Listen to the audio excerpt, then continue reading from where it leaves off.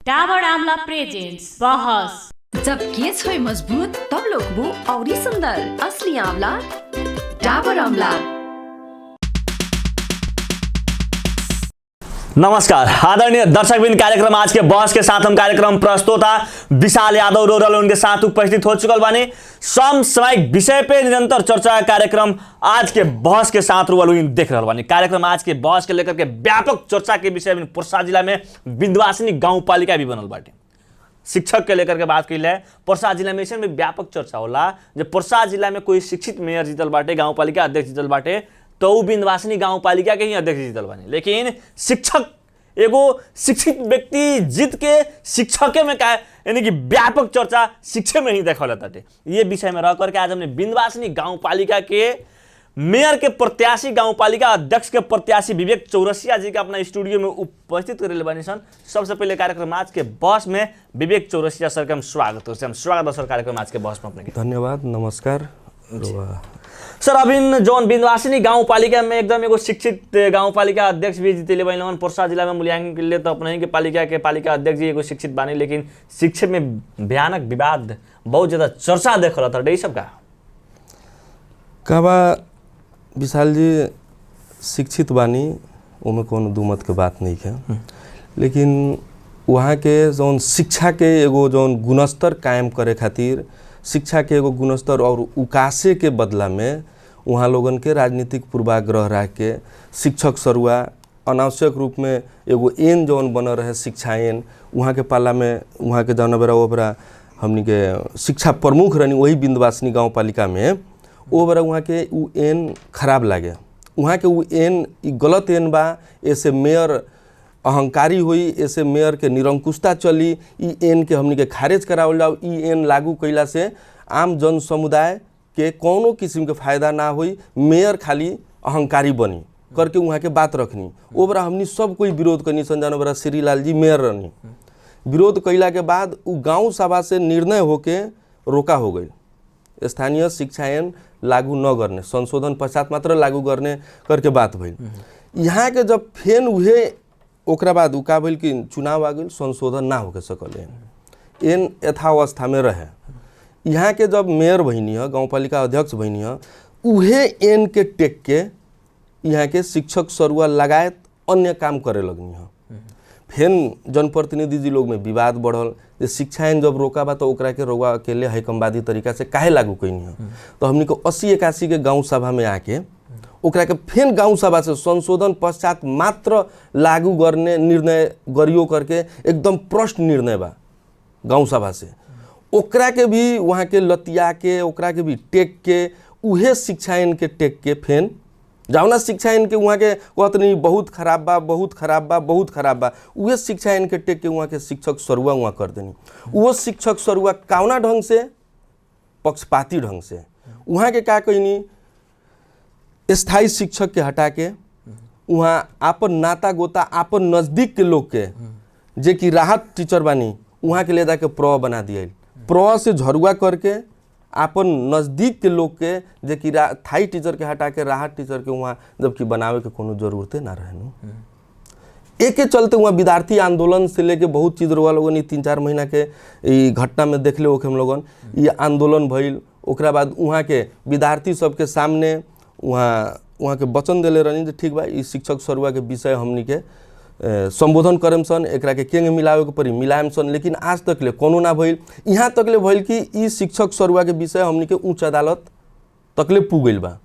उच्च अदालत के आदेश से अब जौन निर्णय हुई, अदालत के आदेश सर्वमान्य हुई, सर्वोपरि हुई, ओमे हमनी विश्वस्त बानी सन। विद्यार्थी आंदोलन के बात की, विद्यार्थी आंदोलन में विद्यार्थी लोग के भी चोट पटक लाग रहे, लेकिन वहाँ के कुछ दिन के बाद अपने गाँव पालिका अध्यक्ष जी भी बात तो रखनी जी, विद्यार्थी लोग विपक्षी दल लोग के चढ़ावा बढ़ावा पर लोग मलहम पट्टी कैले बाटे, ओमे कुछ नहीं के भइल कह के मुड़ी में कह के, ऐसा भी व्यापक चर्चा अपने गाँव पालिका में भइल जी। का बा कि एगो कहावत बा, सड़क खामोश हो जाए तो सत्ता आवारा हो जाता है। वहाँ के अभिन तक ले हमर विद्यार्थी के कहाँ चोट लागल, हम कहाँ गलती भइल, केंग भइल, ओकर अपना लगे आलोचना चाहे ओकर समालोचना चाहे ओकर कोनो जानकारी नहीं है। हम विवेक चौरसिया हई नारायणी अस्पताल में खड़ा होकर इलाज करावे वाला विद्यार्थी लोग के का उहो नाटक रहे? वहाँ के सीधे कहते हैं केहू के कुछ नहीं के भाई खाली मलहम पट्टी यही ऊपर से लगा ले भालो। वहाँ के हमनी के यहाँ तक ले सुने के मिलल जब बहुआरवा स्वास्थ्य चौकी के कर्मचारी लोग के भी बुला के बिहान भैला वहाँ के थोड़ा धमकी टाइप के बात कैनी जो तोहनी काहे लगिलो लोगन मलहम पट्टी। ये मानवता है? एगो विद्यार्थी के कुछ भइल वहाँ के निकल के वहाँ संबोधन करे के चाहिए तू बउआ आई भइल बा काहे भइल बा के भइल बा कि नहीं के भइल वही बेरा चेक हो जाइत नू। हम खड़ा होकर नारायणी हॉस्पिटल में अभी नोकर वीडियो बा फोटो बा हमने लगे प्रमाण बा जाके खड़ा होकर इलाज करेले बानी सन। वहाँ के खाली कह दिला से ही इलाज कुछ नहीं के भइल कुछ नहीं के भइल कह दिला से ओकर वीडियो बा प्रमाण बा पूरा देश दुनिया जनलक। अब जहाँ तक बात करें अन्य पालिका का हम बात करते समग्र रूप में पर्सा जिला के 14वीं पालिका का हम बात करते बानी। पर्सा जिला में रहल सब पालिका के पूर्व मेयर या मेयर के प्रत्याशी लोग एकदम साइलेंट देखलत बाटे, कहीं कतई टीका टिप्पणी नहीं देखलत। लेकिन विंध्यवासिनी गांव पालिका के मेयर के प्रत्याशी बानी, अपने गांव पालिका अध्यक्ष के प्रत्याशी बानी विवेक चौरसिया जी, तो अपने बीतल समय से ही आलोचना करत आइल बानी, समय के साथ आवाज उठाते रह आइल बानी। तो रउआ के भी कहल जात बाटे जे रउआ अभी तक ले आलोचना करे के तरीका भी नहीं के, सत्य तथ्य रउआ बोलत नहीं कि कह के खाली राजनीति के रोटी रउआ सेकत बानी, आम जनता में रउआ भ्रम फैलावत बानी, रउआ बिना जानकारी के आलोचना करत बानी, कह के रउआ कुछ जानकारी नहीं के कह के ऐसन भी अपने के गांव पालिका अध्यक्ष जी अपने के ऊपर आरोप लगिले बानी, सामाजिक संजाल में देखल गए। जी सही बात बा। वहाँ के एगो ऐसे इंटरव्यू के दरमियान में कहले बानी जे भरखर उम्र का नेता शायद वहाँ के हमरे के इंडिकेट कैले होके हम कैले बानी। वहाँ के हमरा खातिर बहुत ही आदरणीय व्यक्तित्व बानी, हमनी के पढ़ले बानी, हम गुरु सम्मान मानेनी, आदरणीय व्यक्तित्व बानी। लेकिन वहाँ के जब अब ये जगह पर तक ले आ गईला के बाद ये बात वहाँ के मुँह से निकलल तनका उचित ना रहे। वहाँ के जानो बेरा जागीर करत रहनी, नौकरी करत रहनी, ओ बेरा से हमनी नेतागिरी करतानी सन, ओ बेरा से हमनी राजनीतिक में लागल बानी सन। भल के युवा कहलता ना अपने के सामाजिक संजाल में अभी ठीक बा, युवा उम्र से अभी के युवा बानी, लेकिन राजनीतिक में अइला पर राजनीतिक अनुभव, राजनीतिक राउर पृष्ठभूमि का बा, राजनीतिक में राउर लगानी का बा, ओकरा के भी तो मापन करे के पड़ी न। युवा एगो परिवर्तन के संवाहक होला। रुआ युवा के कह देनी भरखर उम्र को नेता, ठीक बा। वहाँ के जाना बड़ा जागीर करत रहनी, वो बड़ा हमनी राजनीति करत रहनी असन। वहाँ के ओमे दीवा खादा के बारे में बात उठिले बानी। एगो इंटरव्यू में हम वहाँ के क्लिप सुननी, पूरा हम सुने नहीं सकल। क्लिप में का रहे कि भर्खर उम्र का नेताजी ले खादा को बारे में कुरा गर्नुहुन्छ, उहाँलाई थाहै छैन, जानकारी नहीं छैन। 180 दिन खादा खियाएको बार 365 दिन में वहाँ के कहते हैं गाँव सभा हमनी के भइल बा भदौ में, 80-81 के गाँव सभा भइल बा भदौ में। जौन चीज़ वहाँ के अपने जानकारी नहीं है, हम दावा के साथ कहे के चाहतनी जो उ गाँव सभा हमनी के 80-81 के गाँव सभा 80 श्रावण 18 गते से 21 गते तक ले भइल बा। 21 गते वहाँ के प्रमाणीकरण कैल जौन गाँव सभा बा वहाँ के अपने भूल जाता नहीं, तो अब और सब हम बात का कहीं। पढ़ा लिखल व्यक्ति के क्या भूलत बानी, उतना शिक्षित व्यक्ति वालों। अब ई बात अब ओकर जवाब वहाँ के देम। ओमे वहाँ के का कहते हैं जे 180 दिन ही खाजा आवेला, ई लोग श्रावण से लिखता। ये भाई जब 2 महीना बाद अगर गाँव सभा होता तो रुआ अपन तेल मोबिल पेट्रोल अपन थी का बोलेला भाता तलब नहीं ले 2 महीना के। गाँव सभा तहिया से लियाई। ई जौन है खाजा जौन चीज़ है एगो सेंसिटिव चीज़ है, ई निरंतर चले के चाहिए। रुआ बाद में अथी से गाँव सभा से बोर्ड से ओकरा के अनुमोदन करा के रुआ खिया सकता नहीं नु। जौन चीज़ डेली यूज में बा, जौन चीज़ डेली होके के चाहिए, प्रशासनिक काम होके चाहे कोनो काम, उ तो 2 महीना गाँव सभा ना बोल तो 2 महीना के केहू तलब ना खाई, वैसन बात तो ना होला। आज ले नहीं किसन देख ले। विंध्यवासिनी गाँव पालिका एगो ऐसा गाँव पालिका है जहाँ की ई आर्थिक वर्ष में 80-81 के आर्थिक वर्ष में हमनी के जस्ट 10-12 दिन पहले से ई महीना में पुष महीना में 10-12 दिन कहीं मुश्किल से खादा चलल हुई, 10 दिन भी ना चलल हुई। रुआ लोगन मीडिया में देखी, फेसबुक में भी वहाँ लोगन के सर लोग डालत हटे, उ रुआ देखी 10-12 दिन भी नहीं के चलल। ये बेरा से हमरा के बताई, एक बाद फागुन में 1 क्लास से 9 क्लास तक एग्जाम होला, चैत में फिर SLC पढ़ी, एग्जाम में खादा ना दियाला। आजू से रुआ आषाढ़ तक ले भी जोड़ता नहीं, 180 दिन रुआ केंगे खियाम खाजा। वहाँ के बात करते हैं जो 365 दिन ना होला, उ नेताजी के थाहे नहीं थे। भाई रउआ भी तो जानकारी करी ना, जो 180 दिन आजू से आषाढ़ तक ले भी खियाम तो केंगे खियाम, एको दिन छुट्टी नहीं है। 6 महीना के जौन दौर बयान बा रुआ केंगे खियाम, 180 दिन केंगे पुगाएम। आ इतना दिन से काहे बंद रहलक? गाँव सभा तो सावन में भइल बा, सावन 18 गते भइल बा। अब जैसे बात की विंध्यवासिनी गाँव पालिका में अपने के नेपाली कांग्रेस से कई गो वार्ड अध्यक्ष जीतल बानी? प्रश्न नेपाली कांग्रेस से हमनी के 3 गो वार्ड अध्यक्ष जी लोग बानी, जेमे एगो वार्ड अध्यक्ष तंगा बोले नहीं, बाकी सब वार्ड अध्यक्ष जी सलाई रेंज खाने फिट वालों की क्या बोलो तंगा बताई ना। फिट कौन किस्म से नहीं खेलो, नीतिगत विरोध जहाँ करे के बा। अब यहाँ लोगन के का बा कि बजट के अपन अपन जो भाग बांटा होता यहाँ करे के बा, गुणस्तरीय अथी में हमनी के चासो रहेला। रुआ कहाँ अपन बजट खर्च करता नहीं वो हमार चासो के विषय नहीं है। आम जनता, आम विंध्यवासिनी गाँव पालिका के वासी लोग ऊपर एकदम बहुत नज़दीक से नियाल रहल बा, देख रहल बा, ओकर मूल्यांकन भी कर रहल बा, ओकरा के मनन कर रहल बा। नेपाली कांग्रेस के कोई भी प्रतिनिधि, चाहे वार्ड अध्यक्ष जी लोग हुई, वार्ड हमनी के बोर्ड सदस्य जी लोग हुई, चाहे वार्ड सदस्य लोग, कोई कोनो किस्म से पैक नहीं के अपन जौन दैनिक काम बाटे वहाँ लोगन कर रहल बानी। नीतिगत जहाँ विरोध के बात बा वहाँ लोगन करतनी। अभी लोग सुन ले हो कि नेपाली कांग्रेस के वार्ड अध्यक्ष जी पर आरोप लागे रहे जो वहाँ के शिक्षा प्रमुख के साथे दुर्व्यवहार कर देनी। ये शिक्षा एन लागू कैला के चलते वो दुर्व्यवहार कहला, वो लोग के बाता कहानी कहला, जौन भी भइल नु उस शिक्षा एन जौन गलत शिक्षा एन के रउआ अपना मुंह से कहतनी। रउआ जब हाथ में कलम चलाइल तो वो ठीक हो गई, आज जब दूसरा के लगे रहे तो खराब हो गई।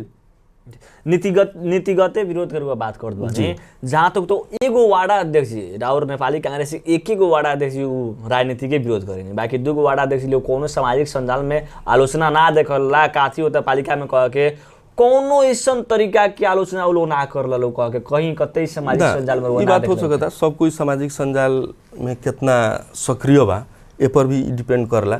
लेकिन गाँव पालिका में रुआ जाएम, गाँव पालिका में रुआ बुझेम, नेपाली कांग्रेस के जितना भी जनप्रतिनिधि जी लोग बा नीतिगत गलत के न होताटे तो ओकर विरोध करे खातिर सक्षम बानी लोग, आ सक्षम बा लोग, आ अभी तकले ओकर विरोध वहाँ लोगन करे नहीं। लेकिन जौन सही बात बा ओकरा के सही भी हमनी के कहे के पड़ी आ कहल जाला। विंध्यवासिनी गाँव पालिका के भीतर में रहल जनप्रतिनिधि लोग में भी व्यापक चर्चा रहल बाटे, आम जनता में भी व्यापक चर्चा रहल बाटे, जे सूचना लुकावल बाटे कह के आम जनता भी कह रहल बानी। विंध्यवासिनी गाँव पालिका के कुछ जनप्रतिनिधि जी लोग भी कह रहल बानी जे सूचना मांगला पर सूचना नहीं मिलत कह के सूचना लुकावल ताटे, सूचना लुका अपन काम कार्य कर रहल ताटे कह के एकरा बारे में का कहम रहुआ? ई एकदम सही बात बा। ई भ्रष्टाचार कि जौन एगो ढाक छोप के बहुत बड़का अथी एगो उदाहरण का कि सूचना ना देवे के। सूचना नेपाल के संविधान 2072 के धारा 27 में प्रत्येक नागरिक के सार्वजनिक सरोकार में रहल सार्वजनिक महत्व के विषय के सूचना उपलब्ध करावे के हमनी के व्यवस्था बा। सूचना एन 2064 भी वो अधिकार प्रदान कैले बा प्रत्येक नेपाली नागरिक के। लेकिन यहाँ विडम्बना हमारा बुझाता है देश के एगो विंध्यवासिनी गाँव पालिका ऐसा एगो नमूना गाँव पालिका हुई जहाँ की हमनी के वार्ड अध्यक्ष जी लोग के हम जाओ ना बोर्ड के मीटिंग में साइन कैले बानी, हम जौन गाँव सभा में साइन कैले बानी, ओकर सूचना मांग करे के अवस्था आइल बा। इससे बड़ा विडम्बना हम देखतानी नेपाल में केनहू कोनो गाँव पालिका में ना हुई। वार्ड अध्यक्ष जी लोग गाँव सभा के निर्णय दे दी के अधिकृत लगे चिल्लाता लोग, अधिकृत जी को देता रहन जे अध्यक्ष को आदेश बिना दिन मिल दी ना। अब इससे बड़का विडम्बना का कहल जाओ सूचना के हक संबंधी उ एगो का सूचना लुकावल भने के कहल ओकरा का कहल जाला भ्रष्टाचार के प्रश्रय देवल जाला। ओकरा के हमनी के जलमल करतानी सन। सूचना लुकैला के मतलब भ्रष्टाचार के जलमल करतानी सन, मलजल करतानी सन। ओके चलते सूचना विंध्यवासिनी गाँव पालिका में एकदम 100% लुकावल जाता। अब हम छोट बात एगो कह देनी, वार्ड अध्यक्ष जी लोग के अगर सूचना मांग करे के पड़ जाता, अगर हैसन लेटर पैड पर और के दिखावे के चाहे हैसन लेटर पैड पर अगर सूचना मांग करे के पड़ जाता जो हमरा के बोर्ड के बैठक दे दी, हमरा के गाँव सभा के निर्णय के प्रतिलिपि दे दी, इससे बड़का शर्मनाक विडम्बना वाला बात कुछ ना हो जैसन हमरा लागत। सूचना मांगल गइल बाटे जी, ई सूचना मांगल गइल बा। वार्ड अध्यक्ष जी लोग सूचना मांग करता, सूचना नहीं मिलत। ई अवस्था में अभी के विंध्यवासिनी गाँव पालिका बा, यानी कि सूचना लुकावल, सूचना एकदम 100% सूचना लुका। सर एगो छोटा सा व्यापारिक विश्राम के बाद आदरणीय दर्शक बिन एगो छोटा सा व्यापारिक विश्राम के बाद फिर से रउरा लोगन के साथ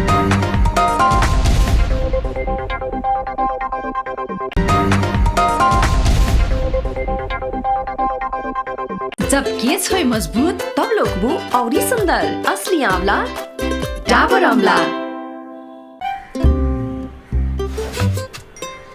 दादा बाहिर भाइरस छ।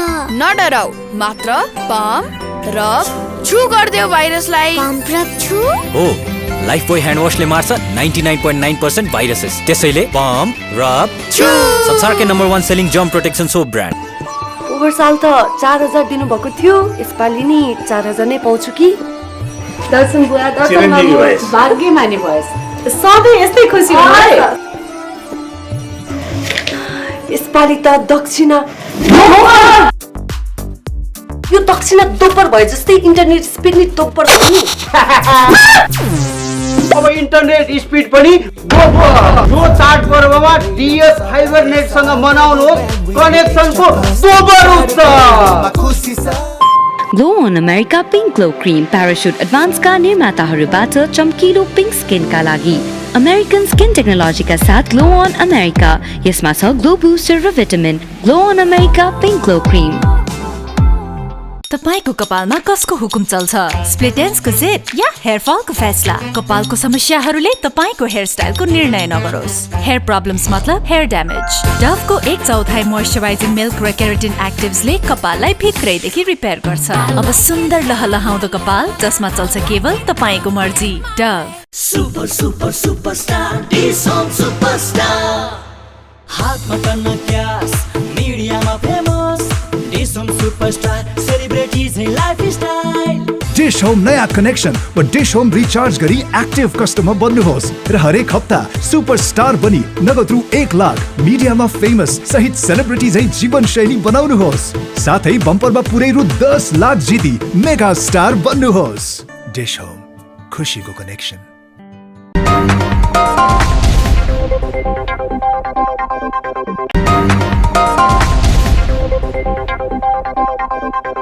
आदरणीय दर्शक बिंदु को छोटा सा व्यापारिक विश्राम के बाद फिर से रूरल उनके साथ उपस्थित हो चुकल बानी और आज हमने के साथ में बिंदवासिनी गांवपालिका अध्यक्ष प्रत्याशी विवेक चौरसिया जी बानी। वहां से हमने समसामयिक बिंदवासिनी गांवपालिका के विषय में रहकर हमने व्यापक चर्चा कर रहा बानी।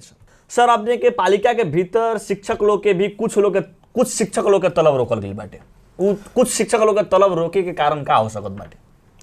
यह का बोल कि जब शिक्षक सरुआ काज में शिक्षक सरुआ जौन भइल वो वहाँ लोगन कुछ शिक्षक लोग के ऊपर चित ना बुझल, वहाँ लोगन उच्च अदालत गईनी। अब वहाँ लोगन अपन कानूनी उपचार खोजे खातिर गईनी। उ सब नेपाली के हमनी के हक अधिकार बाटे। वहाँ लोगन गईनी, वहाँ लोगन के अदालत तत्काल अभिन जहाँ जहाँ सरुआ हो गई बा वहाँ रुआ लोगन हाजिर होकी करके आदेश कर दिलक। 1-1.5 महीना के बाद अल्पकालीन पहले आदेश भई रहे, उ निर्णय लागू ना करे के बाद में ओकरा के निरंतरता ना मिलल तो यहाँ लोगन फिर पुरान जहाँ जहाँ सरुआ भइल बा वहाँ चल गई सर लोग। वहाँ गईला पर कुछ सर लोग के पहले कहनी लोग तलब दियाई, बाद में एगो हमनी के बाड़न शिक्षा प्रमुख कपिल लामिछाने जी, वो एगो गाउँपालिका में एगो माहिरे व्यक्ति बाड़न। उ कहतारन पहले कहतारन तलब खुवाई दिनु सर, बाद में कहतारन तलब न खुवाउनु सर, तलब ना दियाई। ओकरा बाद फिर हमनी बात कैनी सन। अधिकृत जी के वो दिन फोन ना उठल, फिर वहाँ के बिजी रहनी। फिर हम फेसबुक से भी सामाजिक संजाल से भी बहुत चीज़ के एक समस्या कुछ होता देखे के मिलता। आदमी वहाँ ओकर चर्चा कैलक। 2 गो सर लोग के वहाँ मिल गई 3 महीना के तलब और सावन भादो असोज 3 महीना के तलब मिलल, बाकी तलब बाकी रह गई। कुछ लोग के अभिनो बाकी बा वहाँ के काहे तो फिर सब लोग के अथी का बा तो शिक्षा प्रमुख के आदेश बा आके रोवा लोगन हमरा से बात करी, आके हमरा से बात करी तब हुई। वहाँ पर तो ऐसा हमनी के आरोप बाटे जे हमनी के जे शिक्षा दीवा खाजा में तकले कमीशन मांगे के आरोप बाटे हेड सर लोग से। शिक्षा प्रमुख जी, शिक्षा प्रमुख जी के दीवा खाजा में कमीशन चाहे जी, दीवा खाजा में भी कमीशन के ऐसा बात बा 180 दिन ना पुगाई लो उहे सब कमीशन में बाद में चल जाई। 180 दिन ना पुगे। अब बताई ना अभिन ई महीना में 10-12 दिन 15 दिन चलल हुई। अभिन से 180 दिन के पुगाई लोग आर्थिक वर्ष में। अगर 180 दिन उ लोग कही जे 100 दिन हमनी चलनी सन, 100 दिन के बिल बननी सन तो रुआ के बाल उ विद्यार्थी सबके भविष्य से खिलवाड़ करे के मिली? रुआ ईमानदारे एबरा बने हम जे ठीक बा हम 100 दिन के चलनी 100 दिन के बिल बननी तो उ 80 दिन के रुआ बजट फ्रीज काहे कोई उ बाल बच्चा जेकर भी बा उ विद्यार्थी भाई बहन जे बा उ लोग ना खइलक ओकर दोषी के ह?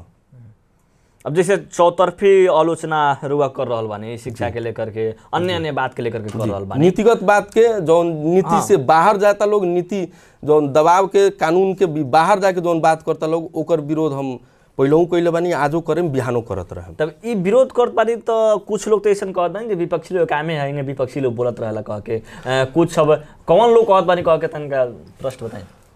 अब का बा कि सत्ता में रहे वाला लोग के तनका विपक्षी निम्नो बात कही तो खराबे लगेला, ओकरा के खराब ना लेवे के चाहिए। ओकरा के एगो सलाह सुझाव के रूप में अगर वाले हम उहे गांव ठाव बनावे के बात करतनी, रोहू उहे गांव ठाव बनावे के बात करतनी, तो हमर सही बात के भी तो रुआ संबोधन करे के पड़ल नु।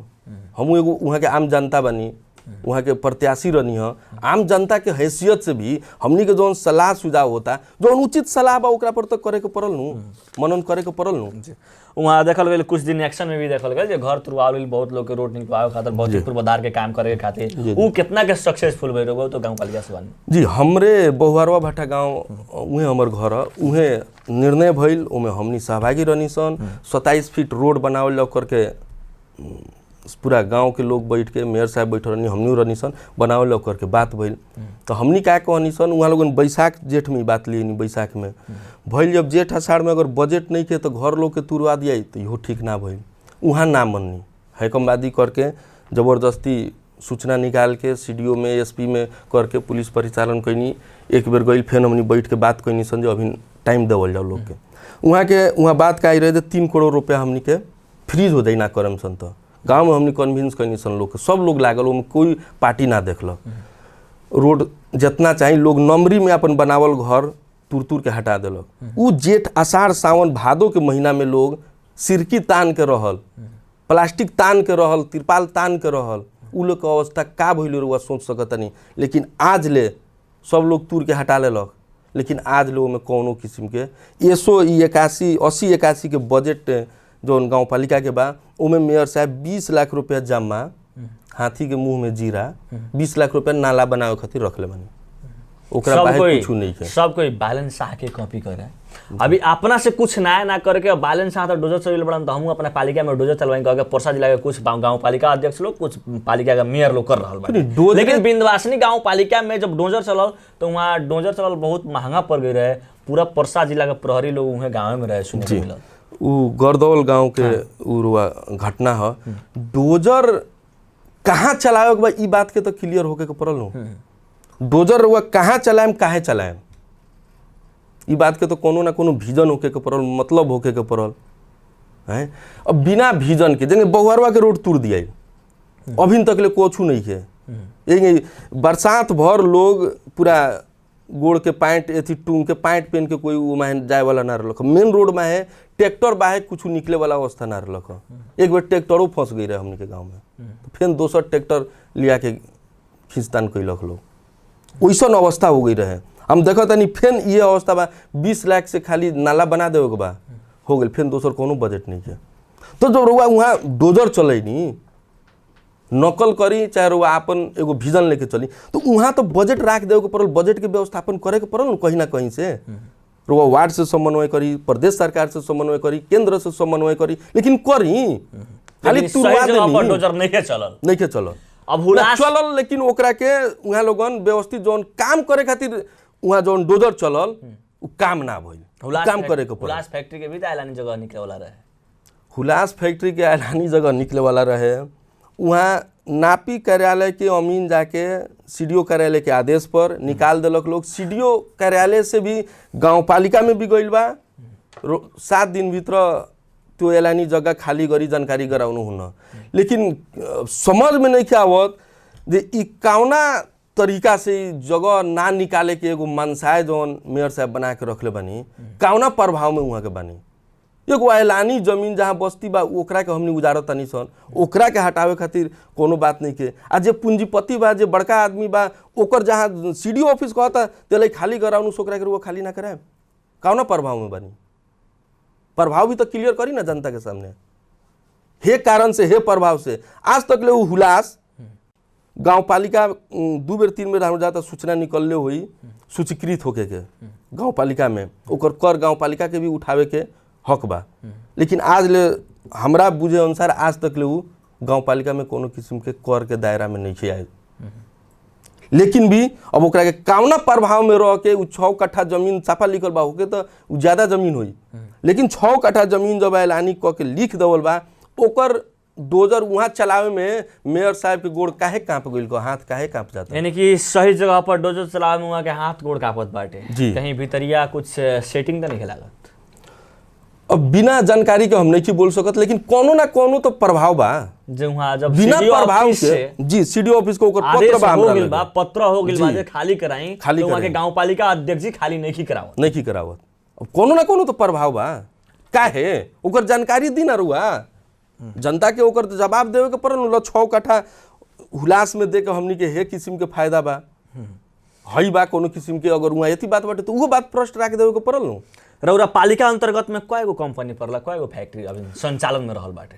देखिए बड़ा फैक्ट्री हमनी के अब जगह हुलास जैसन बा, एगो आरना फैक्ट्री वहाँ कौन डिस्टिलरी ओकर नाम बा, ई बड़ा में ई 2गो फैक्ट्री बाड़ा सन। लेकिन और भी छोटा भी ओकरा के ना कहले, राइस मिल से लेके हमनी के पाइप फैक्ट्री, दाना फैक्ट्री ऐसा करके बहुत कम से कम 30-40 गो मोबिल वाला फैक्ट्री सब बा। मतलब 40-50 गो हमनी के गाँव पालिका में कम से कम फैक्ट्री बड़ा। 40-50 गो फैक्ट्री में अपने के स्थानीय जनता, स्थानीय युवा लोग कितना रोजगार बने? जौन छोट फैक्ट्री बाटे लोग उमें स्थानीय लोग के सहज पहुँच बा, स्थानीय लोग ही अब उमें कम आदमी के भी काम बा वहाँ पहुँच बा। लेकिन जौन ई हुलास के बात, अरना के जौन बात बाटे, वहाँ कुछ लोग के, कुछ सीमित लोग के जो पावर में बा वो लोग के कुछ आदमी के रख दिया था, बाकी सब इंडिया के आदमी लिया के रखल जाता। जबकि ओकर एन में भी होके के चाहिए हमनी के उद्योग के अथी में बा, स्थानीय सरकार, स्थानीय लोग के भी ग्राह्यता दे के उमें राखे के हमनी के बाटे। लेकिन वहाँ वैसन कोनो किस्म के बात चाहे गाँव पालिका के तरफ से स्थानीय सरकार जब अपना के हम ठानतनी तो स्थानीय सरकार स्थानीय खातिर पहल भी तो कर देवे के पड़ल नु। वहाँ ओकरा के बुला के कर देवे के पड़ल। मतलब स्थानीय 1000 अगर तोहरा में कर्मचारी बा तो स्थानीय के का देता रह, कितना लोग अभिन बा, ओकर डाटा तो गाँव पालिका लगे होके के चाहिए ना, कुछ नहीं है। स्थानीय सरकार के बिना सिग्नेचर के, बिना आधिकारिक पेपर के कोनो नया फैक्ट्री चाहे कितनो बड़का फैक्ट्री तो संचालन तो ना आ सकता पालिका अंतर्गत में। अगर वो काम हो रहल बा तो वहाँ तो समझौता कर सकल था न, हमारे इतना आदमी रुआ राखी कह के करेम तब न, कौन समझौता करेम? एगो समझौता अपना खातिर समझौता करेम कि जनता खातिर करेम? समस्या यहाँ होता है। हमर बुझाई तो उहे है, जब रुआ वहाँ खाली करावे की बात आवता रुआ खाली ना कराएम। स्थानीय रोजगारी के एगो बहुत बड़का स्थानीय रोजगारी के सृजना होके वाला उ जगह बाटे, बहुत पोटेंशियल बोकल जगह बाटे हमनी के विंध्यवासिनी गाँव पालिका। वहाँ उद्योग से लेके सड़क के भी जौन हमनी के संजाल बाड़ा सन, उ बहुत सड़क तो हमनी के केंद्रीय सरकार से ही अथी बा। जौन वीरगंज से पोखरिया जाता उमें गाँव पालिका के 1 पैसा के लगानी नहीं है। परसौनी से जौन गरदौल होते हुए रामनगरी चल जाता हमनी के गाँव पालिका में, उमें स्थानीय सरकार के 1 पैसा के लगानी नहीं के। झौवा से होके जौन हमनी के पकहा में रोड जाता उमें स्थानीय सरकार के 1 पैसा के लगानी नहीं के। अमरपट्टी से रुआ यहाँ झौवा तक ले रोड ढलान भइल बा, उ कहीं बगला साल बहुआरवा भी पुगी। उ हमनी के ओबरा माननीय अजय चौरसिया जी उ रोड के रखोले रहनी, जे हमनी के बॉर्डर से लेके सखुआ के पता तक ले एगो हमनी के उ रोड रखवाओ तनी वहाँ के रखवावल। अमरपट्टी से होते झौवा ननकी टोला झौवा में भी आधा से ज़्यादा हो गई बाटे। अब ओकरा बाद कहीं अब बहुआरवा के पालो, अब अगला साल आई कि अब ओकरा के निरंतरता सरकार दी ना दी, अब बिहान के बात बाटे। उ रोड बा एमे गाँव पालिका के 1 पैसा के लगानी नहीं के। तबो रुआ हमनी के जौन देखल जाए जौन हिसाब से होके के चाहिए तो हिसाब के विकास नहीं के हो गई। हमनी के का हो गई बा, रोड ढलाई कर दो, नाला बना दो, उहे विकास है। और ही विकास का भइल? बच्चा खातिर रुआ कहाँ पैसा छुटी नहीं है, कौन टॉपिक है? महिला खातिर कहाँ बाटे? महिला सशक्तिकरण के काम खातिर रुआ कहाँ बाटे? युवा खातिर कहाँ बा? कृषि खातिर, स्वास्थ्य खातिर कौनो तो एगो एथी में रुआ देखाई। कुछ परिवर्तन खासे नहीं खे देखला। अब वो है हमनी के परिवर्तन, नाला बना देनी, ढलान करा देनी, परिवर्तन भौतिक पूर्वाधार में सीमित रह, भौतिक पूर्वाधार में सीमित रह जाए के। आ वो जहाँ होके के चाहिए तहाँ ना होके, जहाँ ना होके के चाहिए वहाँ ज़्यादा हो जाए, वो बात बड़ा सा। अपने के पालिका अध्यक्ष जी भी बात उठेले रहने, हम चुनाव जीते निर्वाचित होके ओकरा बाद में पालिका के गाड़ी हम यूज ना करें जी। लेकिन अभी के भाई वहाँ के यूज कर रहा बानी कि के बताई ना। वहाँ के वो चुनावी बात रहे, वहाँ के तो शायद ये बात हो जाता मंच पर ही कहले रहनी जो पूर्व मेयर जौन हमनी के हो गई श्रीलाल शाह कानू मोदी जी, जो वहाँ उ तो नाच देखे जालन, इंडिया में तकले गाड़ी लेके नाच देखे जालन। तो इहों के पाला में हमारा बुझाता जे दाना फेंके से बाकी नहीं है, कार्यकर्ता घूमे से बाकी नहीं है। यूज करतनी वहाँ के चुनावी जौन प्रतिबद्धता रहे, जौन वहाँ के एगो एथी रहे जो हम हई करेम गाड़ी ना चढ़ेम वाला जौन बात रहे, उ बात से वहाँ मुकर गइल बानी। अब वहाँ के अपन व्यक्तिगत बात है, वहाँ के ओकरा के कौना हिसाब से ले बानी नहीं ले ले का करम, लेकिन वहाँ के गाड़ी हमनी के बुझाई अनुसार गाड़ी यूज करतनी। अपने के पालिका के भी ऐसा भी बात है, कृषि में भी कुछ लफड़ा देखल, कृषि कर्मचारी के लेकर के कृषि में परिवर्तन के बारे में कुछ बताएं कि कृषि में गाँव पालिका के तरफ से खासे कोनो किस्म के परिवर्तन लिया देवे वाला एगो कोनो योजना नहीं है। एक बीता नहर हमनी ड्रेन बनवा देनी सन केनहू देखावे वाला अवस्था नहीं है। सिंचाई करे खातिर हमनी हई काम कर देनी सन केनहू नहीं है। कुछ काम का भइल पर साल के बजट में पोल तार के व्यवस्था भइल, तो वो पोल तार मेयर साहब के गाँव में वहाँ के पोखरा तक ले जाके सीमित रह गए। दोसर आम जनता के खासे वो से कोनो मतलब ना रहल। यहाँ का बा कि हर एक साल एगो कृषि विज्ञ रखे खातिर गाँव पालिका में केंद्र सरकार से बजट आवेला, उ शायद सशर्त अनुदान वाला बजट कहल जाला, उ फ्रीज हो जाला। लेकिन वहाँ एगो वहाँ के नज़दीक के आदमी ओकर वहाँ के रनी सामाजिक परिचालक, पहले 5 नंबर वार्ड अभी जौन बाटे ओकर सामाजिक परिचालक रनी, वहाँ के लिया के शाखा प्रमुख बना देवल बा। यहाँ लोगन बहुत दबाव कैनी सर, हमनी वैकेंसी तो निकालल गई, शॉर्ट लिस्ट भी निकालल गई, वैकेंसी निकाल के शॉर्ट लिस्ट ना निकल रहे, फिर एक जगह इसने बातचीत के माध्यम से शॉर्ट लिस्ट भी निकालल गई, ओकरा के भी बंद करके रख देवल बा। का है सेटिंग नहीं के मिलत कि नाता गोता पर नातावाद ज़्यादा हावी हो गई बा। एगो कोई व्यक्ति वहाँ एगो कृषि विज्ञ रही तो कृषि संबंधी समस्या लेके अगर हम ही किसान के एगो लड़का बनी, हम ही जाए, कोई जाए, आम जनता जाए, बिंदवासिनी गाँव पालिका वासी जाए, तो कम से कम कुछ सुझाव सलाह तो मिल सकत न बा। उ नहीं है, ओकरा के रोक देवल बा। तो रुआ वैकेंसी कर देनी, शॉर्ट लिस्ट नाम निकाल देनी, ओकरा बाद रुआ भरना करे में का दिक्कत बा। केहू कहत हो कि केहू अनावश्यक दबाव केहू कहो के तो कहे के पड़ल, खुला रूप से रुआ जेकरा के बुझाए कर दी, लेकिन वहाँ कृषि विज्ञ को राखें। उसे कहा हुई कि कृषि में कहीं ना कहीं परिवर्तन, योजना बनावे के समय में भी रुआ कृषि के सलाह ले सकता नहीं। और जौन चीज़ के हम विज्ञ नहीं की, जौन चीज़ के हम पढ़ाइए नहीं की कैले, जौन चीज़ हम जानते नहीं की, वो कुर्सी पर हम जाके बैठ जाई आ तो ओकर हम कितना बढ़िया ओकर सेवा दे सकता नहीं, ई रुआ मूल्यांकन कर सकता नहीं। रुआ भी चुनाव लड़ नहीं, रुआ भी चुनाव में असफल भइल। जी, चुनाव में असफल भइला के बाद में आम जनता के बीच में अभिन तकले रुआ कई बेर गई? अभी ये बात रुआ जानकारी में होके के चाहिए विशाल जी। चुनाव के बाद भी एगो होला न, चुनाव हारला के बाद भी बिहान भइला से परसों भइला से भी हमनी के एगो अफसोस करे के समय ना मिलल। हरदम जनता के सेवा में, जनता के सुख दुख में, चाहे केहू के कौनो समस्या पड़ता, मुसीबत पड़ता, वहाँ से आके वीरगंज केनहू पैरवी कर देवे के पड़ता, केनहू कुछ कर देवे के पड़ता, केनहू कहे के पड़ता, केहू के कह के केहू के कोनो बात के उ लोग समझावे नहीं कर सकत, वहाँ चल के समझा देवे के, चाहे जौन भी किस्म के समस्या बा ओकरा के लेके अड्डा अदालत जाए वाला काम हमार एको दिन ना रुकल। ई एगो हमरा गर्व लागेला कि चुनाव हारला के बाद भी बहुत लोग चुनाव लड़ रहे हैं हमरा साथे। एक आदमी हमनी के आदरणीय प्रमोद तिवारी जी चुनाव जीतनी, बाकी लोग असफल भइल।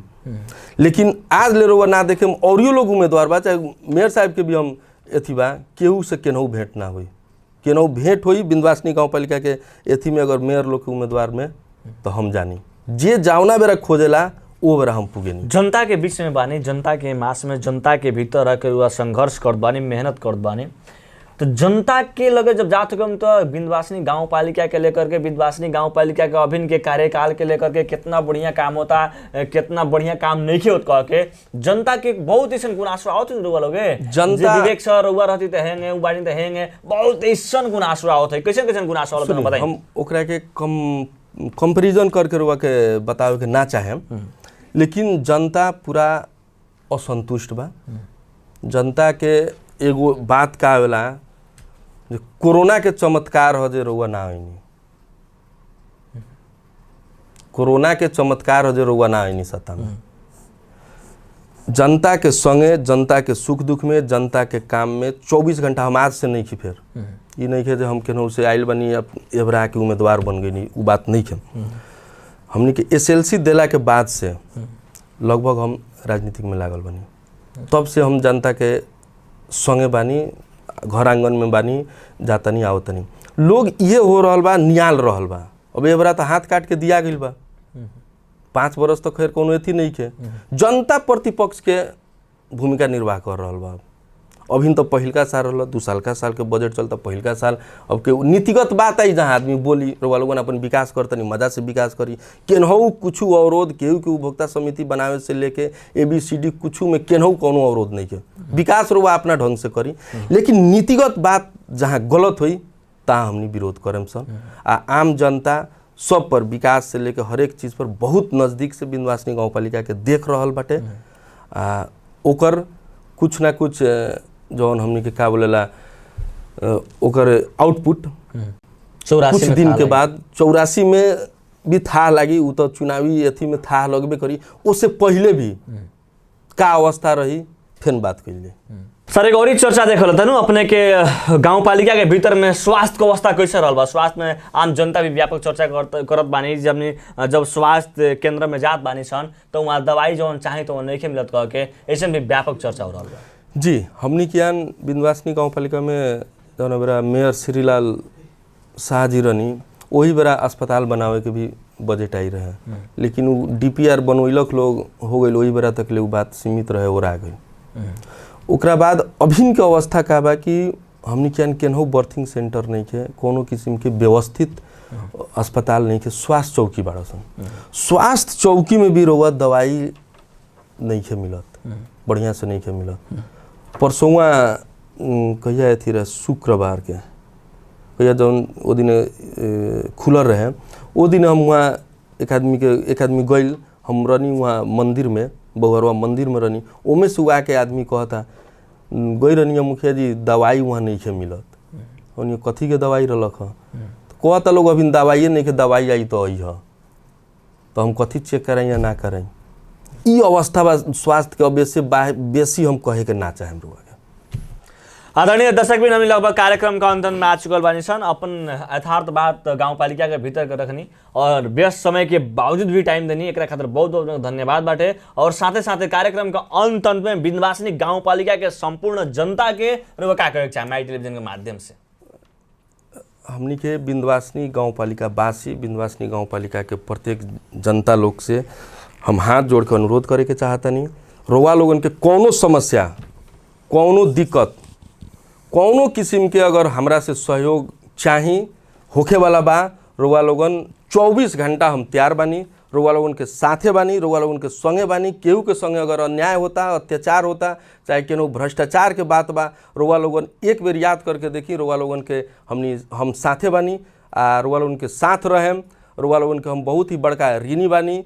हम ई मेयर के प्रत्याशी रनी, सेकेंड हम भैनी, हमरा पर भी बहुत आदमी के आशा विश्वास बा, वो खातिर हम बहुत ही ऋणी बानी।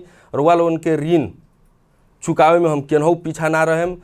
24 घंटा रउआ लोगन जहाँ खोजी, कोनो किस्म के अन्याय अत्याचार भ्रष्टाचार के विरोध में रउआ लोगन खोजी, विवेक चौरसिया हाजिर बाड़न। ये कहते हमनी के माई टेलीविजन के इस संपूर्ण परिवार लगायत विशाल जी के बहुत बहुत धन्यवाद देवे के चाहतनी। धन्यवाद नमस्कार।